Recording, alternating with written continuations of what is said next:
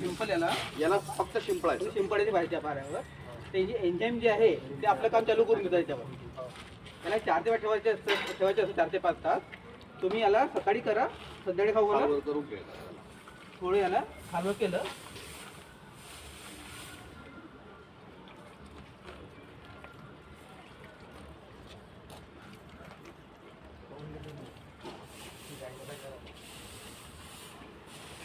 माहिती आल्या पाहिजे की बरं फोटो त्याला माहिती फोटो घेणं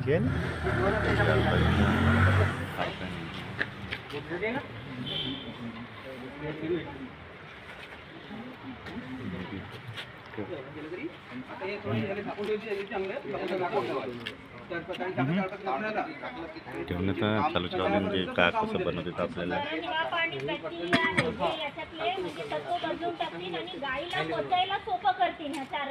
गायच्या पोटात पण माहिती असेल काय खाते पण पचवते बॅक्टेरिया जो पोटामध्ये असतो तो त्याच्या अर्ध काम आपण बाहेर करतोय.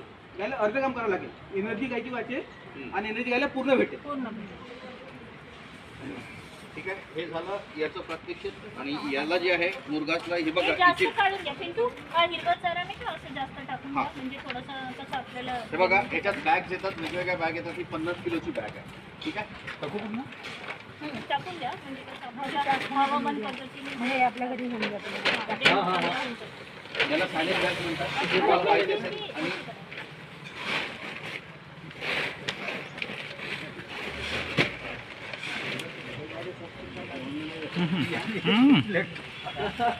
होऊ दे ना कसं काय प्रशिक्षण तर पूर्ण येऊ दे. यूट्यूबवर टाकून हे आता याच्यात 3-4 प्रकारे करू शकतो. एक तर हे आहे मक्याचं बनते. ठीक आहे, मक्याचं घेऊ शकता, ज्वारीचं घेऊ शकता, किंवा तुमचं जे कडाळू आहे त्याचा पण घेऊ शकतो. आणि आता हे कसं आहे हिरवं आहे, पण ज्या वेळेला सायलेजची प्रक्रिया पूर्ण होते 25 दिवसानंतर याला असा तांबूस वास आहे, गोडसर. तुम्ही पाहिलं असेल सायलेज बघितलं की मला कल्पना नाही, पण तुम्ही जर याला उभा करा 25 दिवसानंतर त्याचा तांबूस असा वास आहे, म्हणजे गोडसर आणि तांबूस. आणि याच्यात जे आहे घटक आपण जे टाकतोय एन्झाईम्स टाकतो तर त्याची प्रक्रिया होऊन हे अजून पौष्टिक होतं, चवदार. आणि जनावरांना खायला. आणि हिरवा चाऱ्याची जी किल्लत आहे म्हणजे दरवर्षी वर्षभर आपण चारा न देऊ शकत नाही, तर हे असं जे आहे बनवून ठेवू शकतो. याच्यात 90 किलोचे आपण विकत तुम्ही जर बघितलं तर विकत पण आपण आपल्याकडे पण करू शकतो त्या पद्धतीचा. आता याची जी प्रोसेस आहे हे हवाबंद पद्धतीने खूप दाबून माणूस उभा